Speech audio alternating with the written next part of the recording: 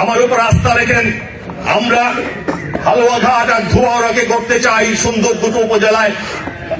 আপনাদের সমর্থন লাগবে, সহযোগিতা লাগবে। এখানে প্রত্যেকটা ইউনিয়নের প্রত্যেকটা ওয়ার্ডের নেতৃবৃন্দ আছেন। প্রত্যেকটা ওয়ার্ডে একটি করে ফাইল খোলেন। কোন ওয়ার্ডের রাস্তার দরকার, কোন ওয়ার্ডের মসজিদের কল নাই, কোন ওয়ার্ডে মসজিদের জন্য টাকা বরাদ্দ লাগবে, কোন ওয়ার্ডের রাস্তা মাটির রাস্তা কাটতে হবে, কোন ওয়ার্ডে খাল খনন করতে হবে, কোন ওয়ার্ডে বিদ্যুৎ এখনো পৌঁছেনি, কোন ওয়ার্ডে কৃষকের জন্য ডিপ টিউবওয়েল বানাতে হবে, আমাদের কাছে পৌঁছে দেন। উন্নয়ন করবো, এটাই প্রধান এবং প্রধান উদ্দেশ্য। আমরা হালুয়াঘাট আর ধোয়ারার মানুষকে একটু শান্তি দিতে চাই, একটু ভালো রাখতে চাই।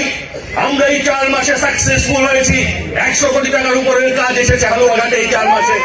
সম্মানিত উপস্থিতি, সময় হোক দেখাবো। আপনাদেরকে কথা দিয়েছিলাম, ভোট দিয়েছিলাম, হালুয়াঘাটের পরিবর্তন করব। সেই পরিবর্তনের পথেই আছি। মাঝখান থেকে এই উৎকো ঝামেলাগুলো আমাকে আপনার মধ্যে দূরত্ব সৃষ্টি করবে।